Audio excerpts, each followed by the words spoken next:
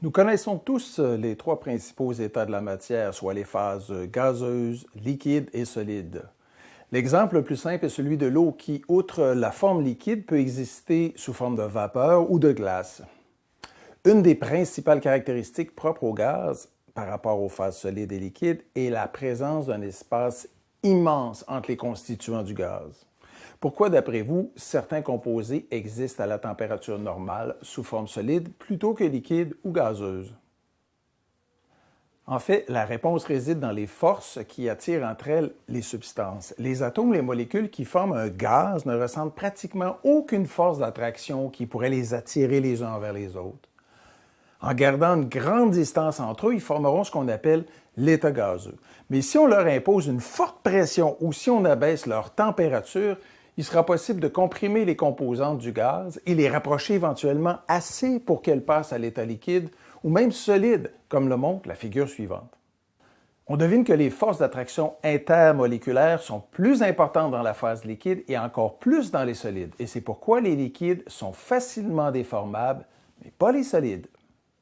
Regardons plus en détail les forces intermoléculaires qu'on appelle en chimie les forces de Van der Waals ou les liaisons hydrogènes.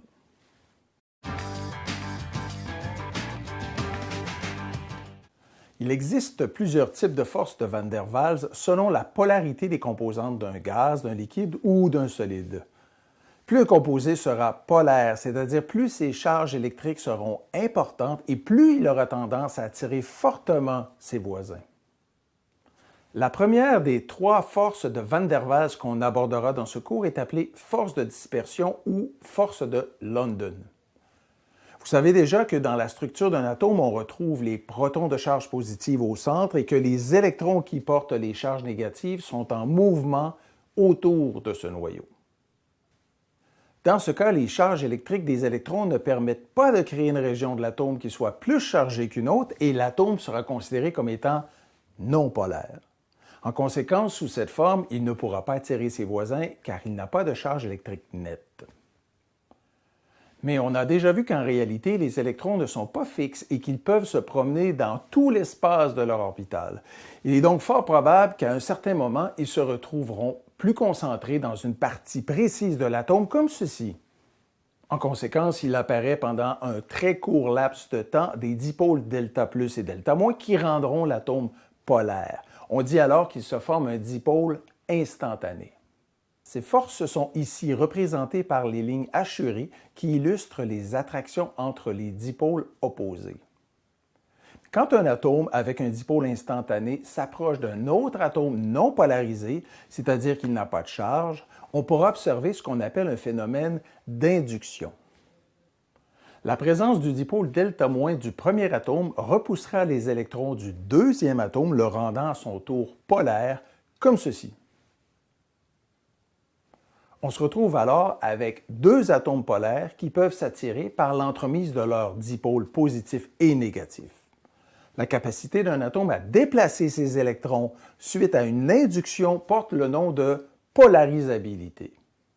Comme ces dipôles se forment et se déforment constamment, les forces de dispersion sont les plus faibles parmi les forces de Van der Waals.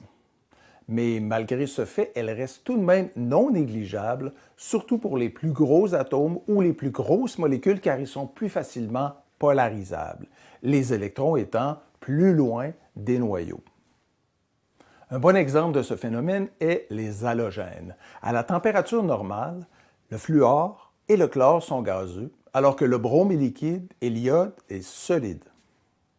La même logique s'applique aux molécules qui, elles, sont formées de plusieurs atomes. Par exemple, comparons les points d'ébullition des 4 premiers alcanes.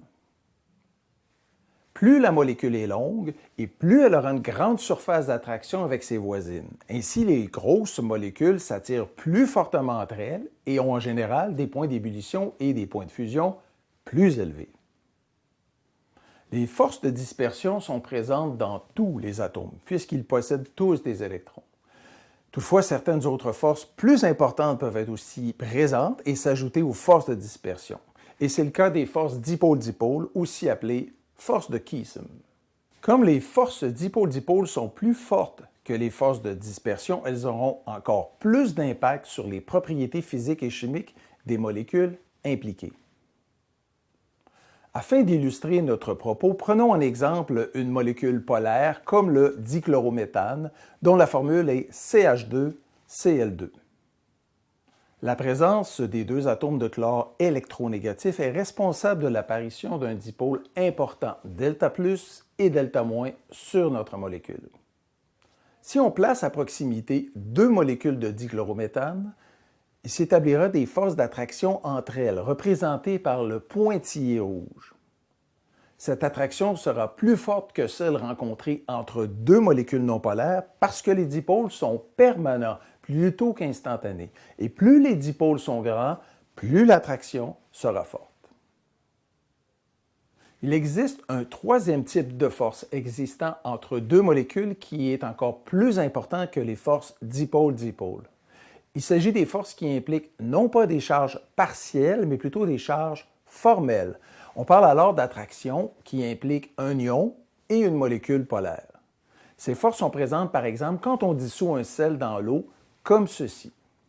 Ce sont les forces ions-dipôles qui retiennent chacun des ions Na+ et Cl- à distance l'un de l'autre.